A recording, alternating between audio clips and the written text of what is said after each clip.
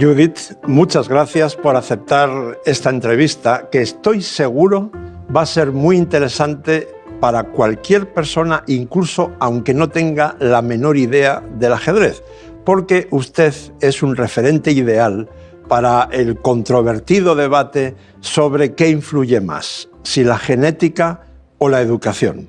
Me refiero a que en ajedrez solo hay una mujer jugando por cada 10 hombres en números redondos.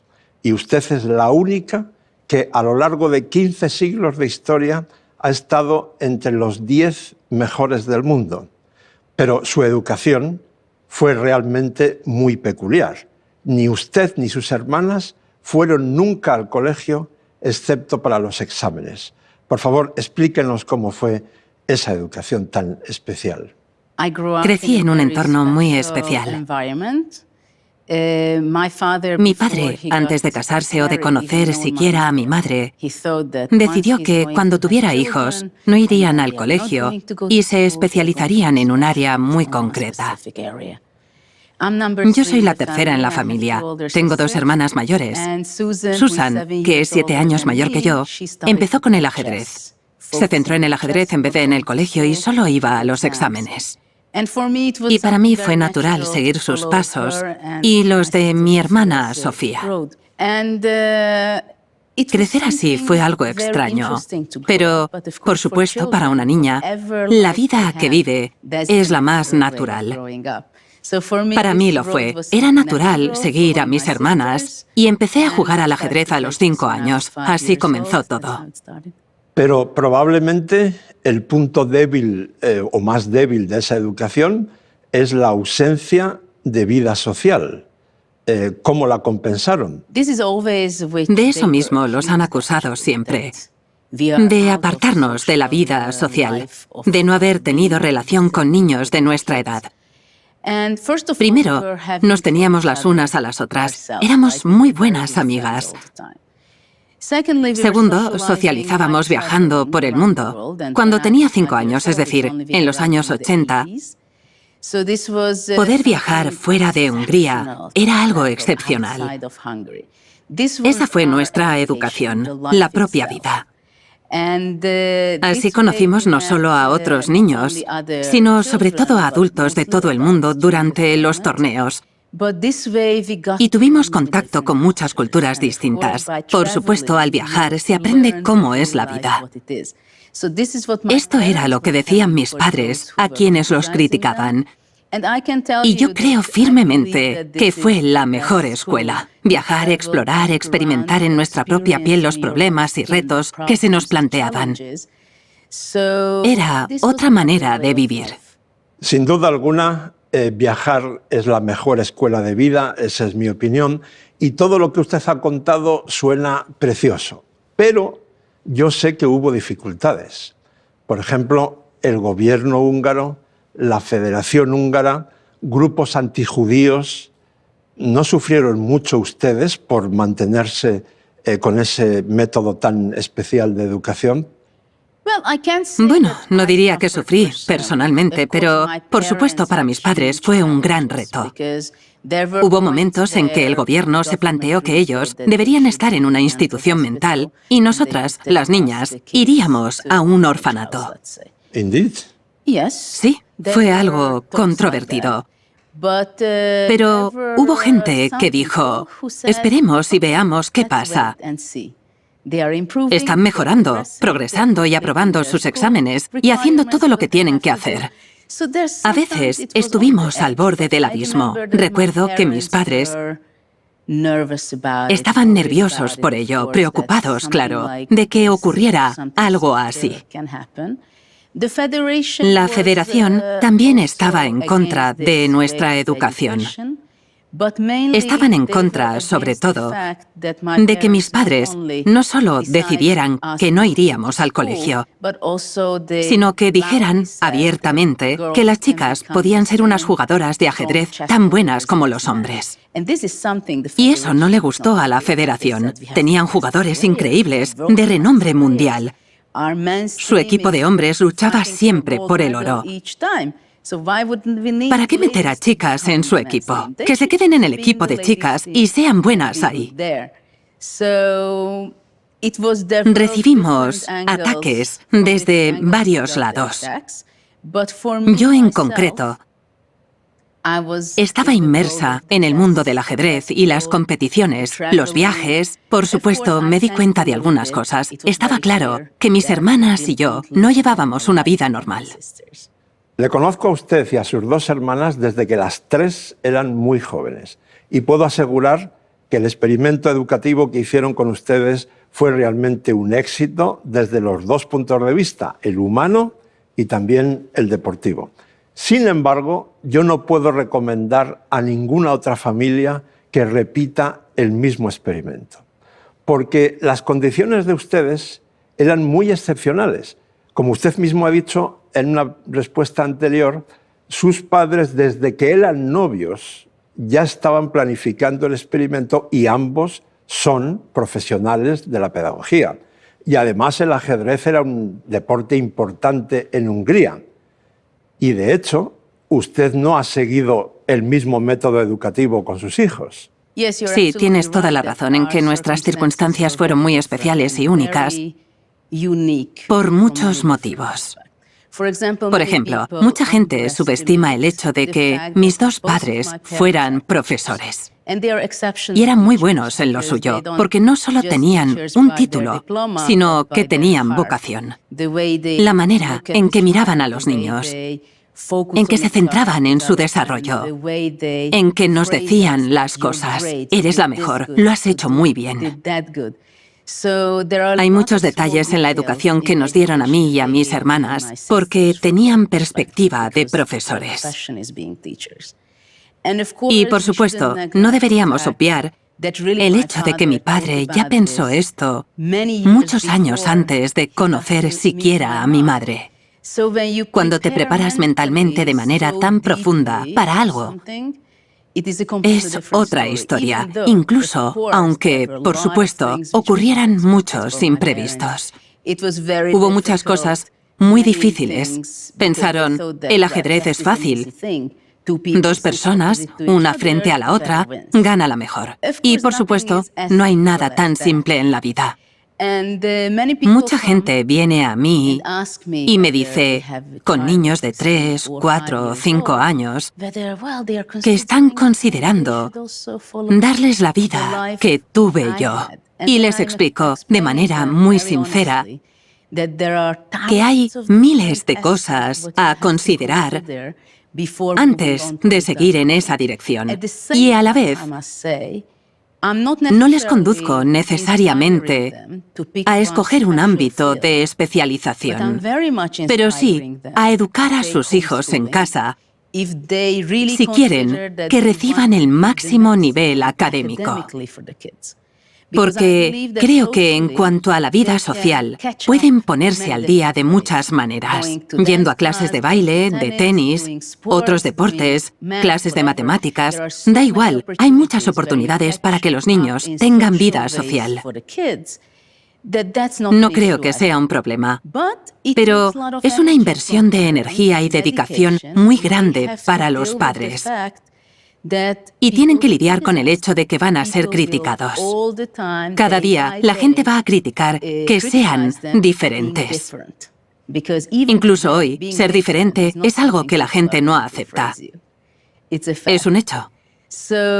Así que sí, lo de mis padres fue una odisea, pero una que cogieron con ganas y creen, aún hoy, y lo han creído siempre, que era lo mejor que podían darnos con las circunstancias con las que empezamos, porque en Hungría llevábamos una vida muy modesta. Mi padre nunca lo ocultó, que su sueño era llevarnos al éxito, no solo por nuestra felicidad, sino para que tuviéramos una vida más acomodada de la que tuvo él. Nunca olvidaré la Olimpiada de Ajedrez de Tesalónica, Grecia, 1988. El primer día yo estaba mirando las alineaciones de la competición femenina. Entonces veo Hungría, Polgar, Polgar, Polgar. 3 de las 4 jugadoras tenían el mismo apellido. Yo pensé que era un error de la organización. Pero no solo no era un error, sino que ustedes, y esto es lo más importante, les arrebataron la medalla de oro a las soviéticas, que la ganaban siempre, olimpiada tras olimpiada. Eso quiere decir que usted, a los 12 años, tenía todas las cámaras enfocadas en usted. ¿También la educaron para aguantar eso? Esa Olimpiada fue definitivamente un punto de inflexión en mi carrera, aunque mis padres querían que mis hermanas y yo jugáramos en sección abierta. El objetivo era que fuéramos las mejores jugadoras que pudiéramos ser. Quizá algunos espectadores no lo sepan, pero en ajedrez las mujeres competían por separado. Ahora hay una competición abierta. Sigue existiendo la sección de mujeres, pero la abierta incluye a hombres y mujeres. Lo del 88 fue algo, por supuesto, muy especial para mí y mis hermanas, e incluso para mis padres, como un desvío de esa ruta de jugar contra hombres. Recuerdo estar sobrevolando Grecia con mis hermanas y la cuarta jugadora húngara, Ildikó. Y ella iba diciendo, qué bonito sería ganar una medalla. Y nosotras decíamos, nosotras vamos a por el oro.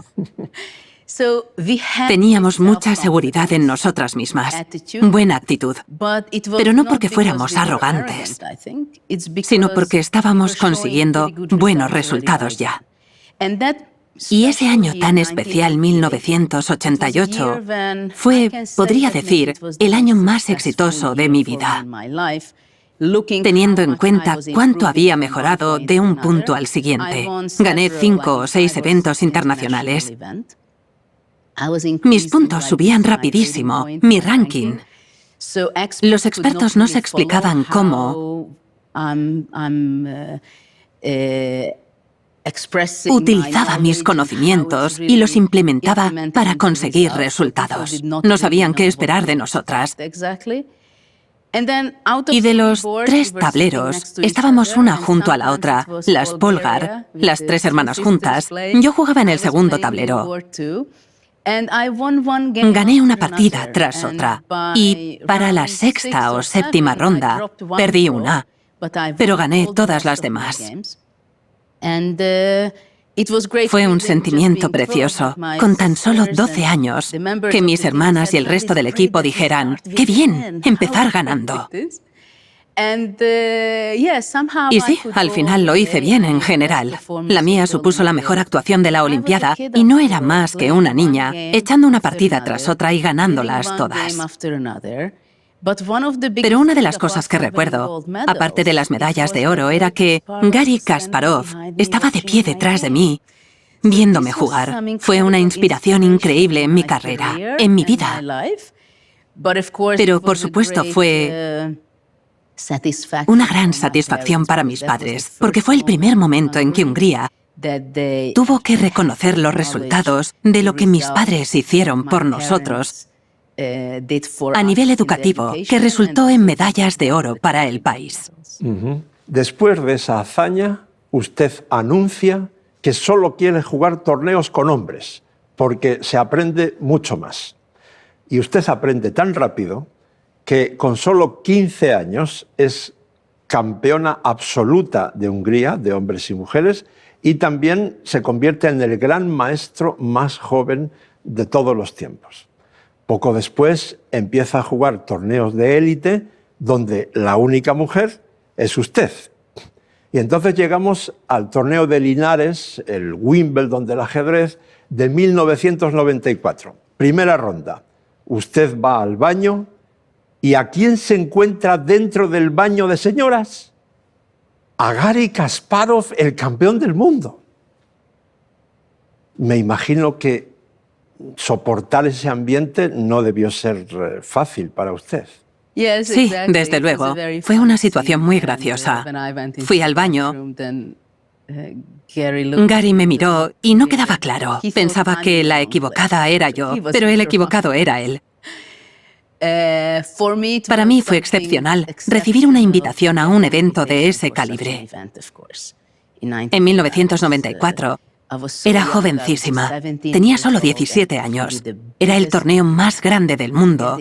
Y me invitaron. Ni siquiera tenía grandes expectativas de hacer algo importante allí. Tuve que enfrentarme a varios retos. Y lo más especial de esta historia era que en aquel lugar no había ni una chica, ni una sola mujer, por ningún motivo, y mucho menos para jugar, para competir. Ese fue el punto en que comprendí que mi vida había cambiado. Fue el primer momento en que jugué realmente contra los mejores del mundo. Y yo ni siquiera lo había pensado. Me lo tomé como que iría y sería casi una visita turística. Conseguí mucha experiencia y tras esa vinieron otras invitaciones e incluso pude jugar al nivel del torneo en otras ocasiones. ¿Cree usted que sus rivales, los jugadores de élite, sentían una obligación especial de ganar porque jugaban contra una mujer? Creo que para esa época, en la que ya jugaba al nivel más alto, comprendieron que no estaba allí por casualidad. Habían visto mis partidas, me seguían la pista. Había gente que tenía sus dudas, que pensaba que sí, que era un prodigio y jugaba muy bien, pero a lo mejor ganaba algunas partidas porque mi rival estaba confuso. Algunos contrincantes dijeron que tenían jaquecas o dolores de estómago o que les pasaba algo el día que les gané. Pero tras un tiempo se acostumbraron a verme por allí. E incluso puedo decir que una de las cosas más bonitas que me ha dicho uno de mis colegas fue: es una de nosotros. Y más tarde se me aceptó como una gran maestra muy sólida. Pero creo que lo luché con todas mis ganas. Y me aseguré de no aprovecharme del hecho de ser mujer. Siempre actué de manera muy profesional, probando todo lo que hacía en el tablero y, si algo iba mal, me retiraba para analizar mi partida. Tenía un espíritu muy luchador y creo que, tras poco tiempo, reconocieron mi esfuerzo. Su intensa experiencia nos indica que la educación es claramente más importante que la genética a la hora de explicar por qué hay una sola mujer por cada 10 hombres jugando al ajedrez o por qué hay solo una entre los 100 mejores del mundo en un deporte donde la fuerza física no influye para nada. Por tanto, la pregunta es, ¿qué podemos hacer para arreglar este problema lo más rápido posible? Sí, estaría bien poder solucionarlo cuanto antes. Es una pregunta muy compleja, averiguar el motivo de esto. Y me lo preguntan bastante a menudo.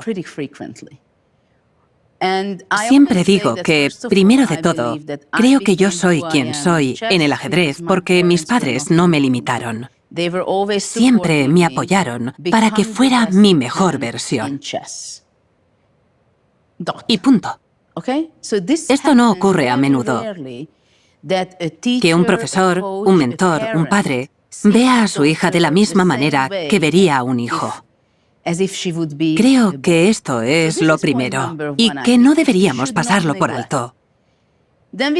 Luego pasamos al entorno, al contexto. Yo tengo un hijo y una hija y recuerdo muy bien que, cuando eran pequeños, estuve observando si crecían de manera distinta. Si sus comportamientos variaban únicamente debido a su género, y muchas veces, en mi experiencia, el entorno, la gente a su alrededor, cuando socializan con gente en una tienda, con sus abuelos, donde sea, hay pequeñas cosas, diferencias en la manera que dicen cosas positivas al chico y a la chica. Incluso, por ejemplo, mi suegra estaba hablando con mi hija, diciendo que qué bien baila y qué buena estudiante es, y le dijo: «Se te da genial, bailas muy bien, eres preciosa, muy simpática y además eres buena estudiante». Esto es justo lo que pasa cuando una abuela quiere ser buena. Quiere decirle a la chica que lo está haciendo muy bien y es fantástica. Y cuando estaba yo a su lado, le dije: «Muy bien, pero para mí es al revés. Para las chicas también hay que enfatizar primero que es inteligente y está estudiando bien y después hablar de su belleza y personalidad. Haz lo mismo que si fuera un chico». Y creo que esto es esencial para que el mundo del ajedrez crezca e incluya más mujeres. Los padres deberían esperar lo mismo de una chica en matemáticas, en historia o en lo que sea que lean. No se espera un conocimiento distinto de una chica que de un chico. Viniendo de un profesor o un mentor, si ven una chica de 7 años con talento y un chico igual, reaccionan diciendo a la chica: «¿Qué talento tienes? Podrías llegar a ser la campeona del mundo de mujeres». Y al chico le dirían: «¿Qué talento tienes? Un día podrías llegar a ser como Magnus Carlsen». Y ambos pretenden inspirar, pero lo que hacen es que, en realidad, a una chica inteligente le dirían que puede ser especial y conseguir un doctorado, mientras que al chico le dirían que es tan inteligente que podría ganar un premio Nobel. Creo que es muy importante la actitud hacia las chicas por parte de su entorno, de sus padres, abuelos, mentores, profesores, para que tengan las mismas expectativas y que las impulsen a hacer las cosas para llegar a ser las mejores en lo suyo. Así, creo que tendríamos muchas más chicas compitiendo en secciones mixtas y abiertas, sacando resultados mucho mejores y llegando mucho más alto. Tenemos ahora una nueva estrella del tenis, que es el español Carlos Alcaraz. Él dice que el ajedrez le ayuda mucho a concentrarse mejor y a tomar decisiones rápidamente y de forma acertada. Pero hay varios científicos que dicen que no hay evidencias de que lo que uno aprende en su especialidad sea realmente transferible a otros ámbitos de su vida. ¿Cuál es su opinión sobre esto? ¿Lo que usted ha aprendido del ajedrez lo ha podido aplicar, le ha sido útil en otros ámbitos de la vida? Yo creo que el ajedrez puede ayudar de muchas maneras. Por ejemplo, yo ahora hago otras cosas. Me retiré del ajedrez competitivo en 2014 y yo misma siento que, de muchas maneras, pienso, por ejemplo, si organizo un evento, si doy una clase, si decoro mi piso, si cocino. De muchas maneras utilizo aprendizajes del ajedrez. Quizás suene extraño, pero mi actitud es la misma, por ejemplo. Y ahí puedes pensar: bueno, eras profesional, tus partidas se decidían por detalles, hablas así porque estabas en la élite. Y así es, cada vez que hago algo, tengo una actitud perfeccionista y quiero hacerlo lo mejor posible. Pero si hablamos del ajedrez para deportistas, para personas de negocios, para médicos, para conductores, todos ellos usan el ajedrez para mejorar su concentración, su pensamiento lógico.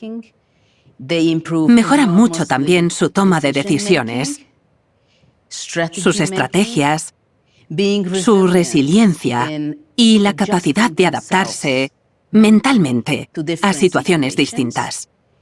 Y hay muchas maneras de practicar esto. Por ejemplo, anticiparse a los acontecimientos, calcular movimiento a movimiento, cómo cambiar de actitud, de estrategia, si algo va mal. Si ganas una partida tras otra, cómo mantener esa fuerza. esa motivación. Hay muchos detalles que creo, y también conozco muchos jugadores de fútbol que juegan al ajedrez, y jugar una partida entera y practicar tus estrategias, tus cálculos, tu espíritu, todo ese tipo de cosas, creo que sí pueden transferirse a la vida del deportista profesional o del profesional en general. De hecho, usted está trabajando y promoviendo mucho el ajedrez como herramienta educativa desde que se retiró de la alta competición en 2014 a través de su fundación. Me consta que tanto en su país, en Hungría, como en España y en otros países, el nivel de satisfacción entre los maestros de escuela que utilizan el ajedrez como herramienta educativa en el aula es muy alto. Y también me consta que entre los oyentes y espectadores de esta serie, Aprendemos Juntos, hay muchos maestros de escuela. Ahora le voy a pedir que intente convencerles de que el ajedrez es una herramienta profesional muy útil para ellos. Sí, y de hecho no solamente es útil para niños en edad escolar, también lo es en la etapa infantil, porque prepara a los niños para el colegio. Tenemos un programa, el método Judith Polgar, en Hungría, que va de los 4 a los 10 años. Este programa lo comencé junto a mi fundación a principios de 2012, antes de retirarme de la competición. Acumulamos experiencia y probamos varios proyectos piloto sobre cómo funciona el ajedrez como herramienta en manos de profesionales, de profesores. ¿Cuáles son los retos de los profesores hoy en día? Mantener la atención de los niños. Por los dispositivos, porque su cerebro va muy rápido, porque lo quieren todo ya, o para ayer. Parece que el ajedrez no es solo un maravilloso juego antiguo, y para mí fue durante décadas un gran deporte, sino que también, al nacer mis hijos y llegar a la edad de preescolar, les enseñé un poco. Y al empezar a experimentar, vi el gran efecto que tuvo en ellos. Por supuesto, empezó siendo solo un juego. Teníamos el tablero y las piezas y se lo enseñamos. Y muchos profesores me dijeron que no sabían jugar al ajedrez, por lo que sería necesario invitar a algún entendido, un maestro o alguien que les enseñara las claves del juego. Y luego desarrollamos el programa. No somos los únicos que hemos creado un programa usando otros aspectos del ajedrez, dividiéndolo, trabajando con sus componentes, porque mucha gente dice que es un juego muy difícil. Y sí, te puedo asegurar que si quieres jugar bien al ajedrez, lo es. Pero tiene un tablero, tiene coordenadas, tiene números, letras. Y así es como comienzan su camino los niños, entre otras cosas. Quieren socializar, eso también lo ofrece el juego. Pueden jugar, pueden competir, pueden debatir, discutir.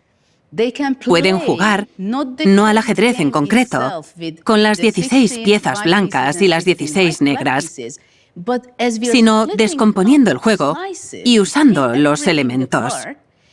El juego no se trata de juntar cosas, sino de entender las partes de una manera estructurada, como mostramos en el programa. Sé que en España hay muchos programas de este tipo, y en todo el mundo se usa el ajedrez educativo.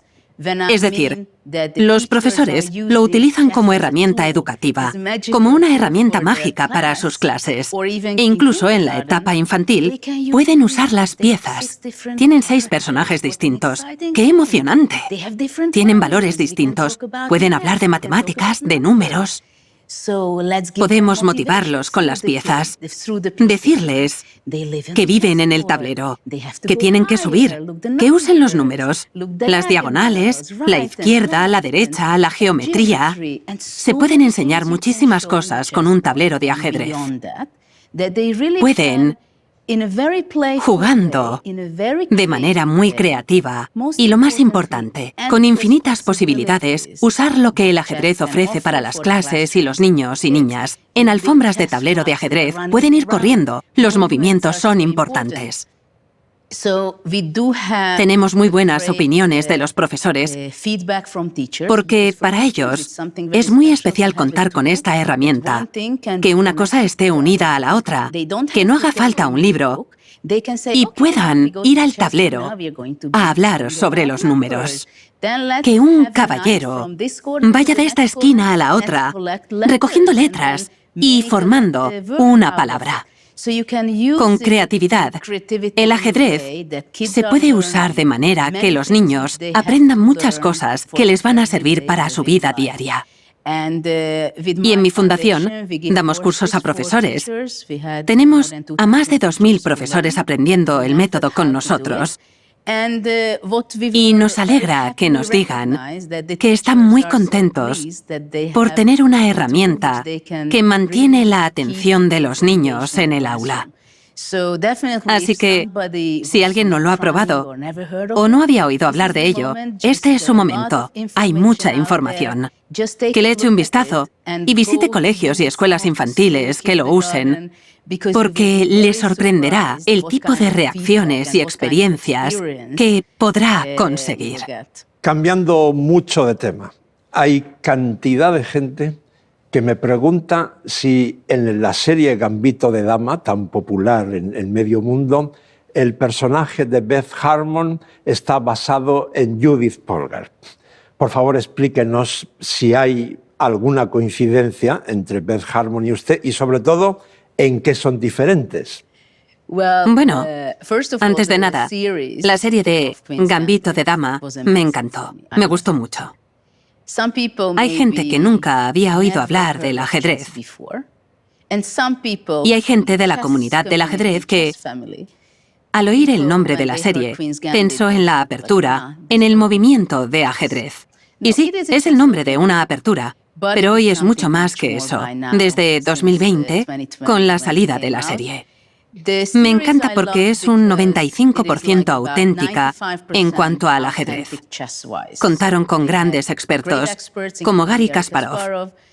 Todas las partidas se basan o bien en partidas reales o en partidas creadas por un maestro o gran maestro.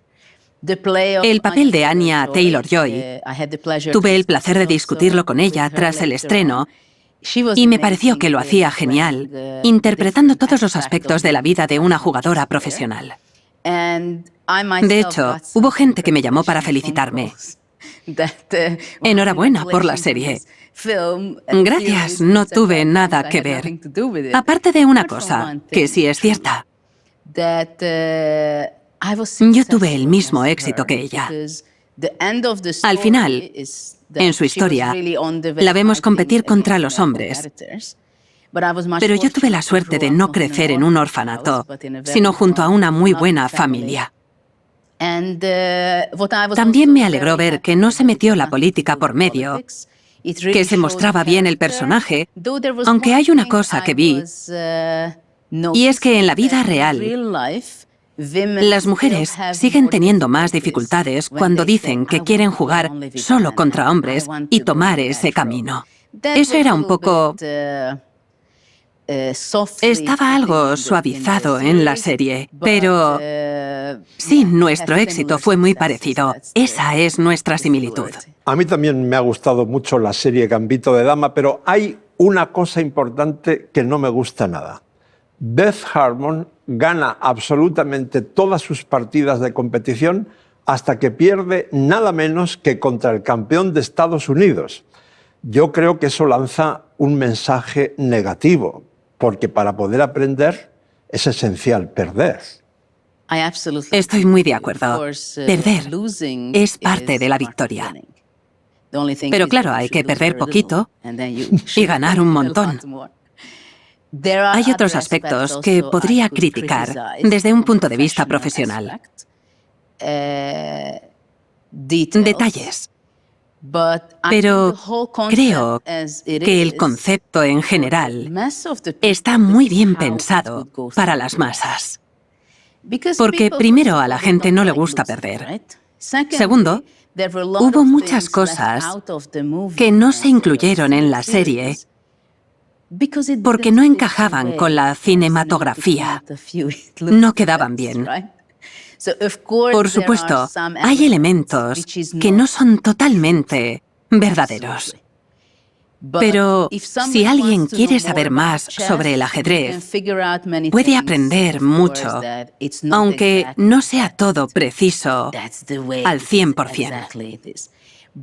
Pero el ambiente del torneo, de la tensión que se siente allí, la frustración cuando las cosas no te salen bien, cuando se pone difícil. En la serie se trata más el aspecto psicológico, familiar.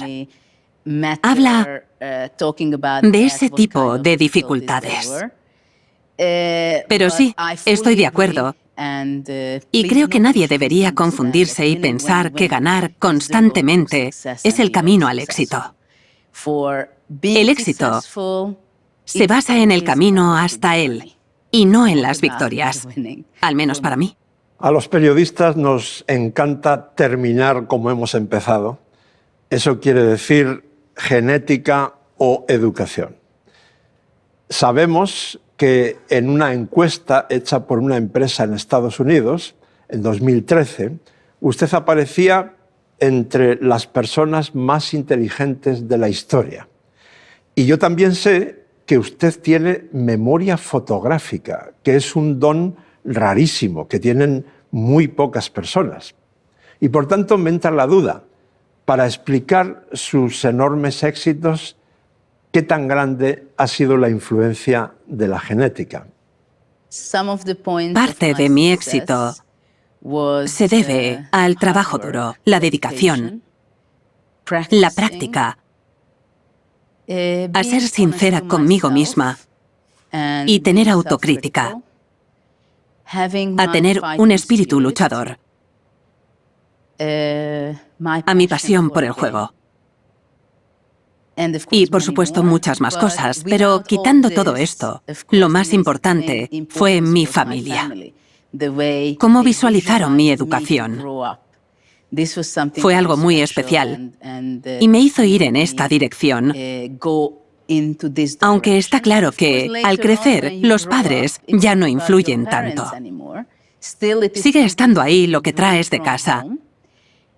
Pero lo que yo traía fue que mi padre me dijo que trabajara duro, que fuera sincera, que luchara siempre por mis derechos. Y mi madre me dio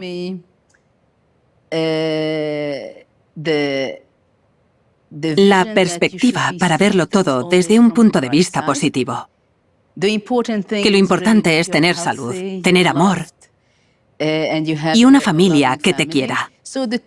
Entre los dos me dieron una manera de ver la vida, unas prioridades y unos valores que me permitieron después lidiar con las situaciones más difíciles.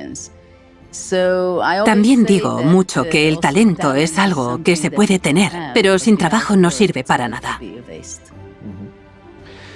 Judith, las entrevistas con usted están entre mis momentos más placenteros de mi carrera profesional y la de hoy ha sido todavía más placentera, así que 1.000.000 de gracias.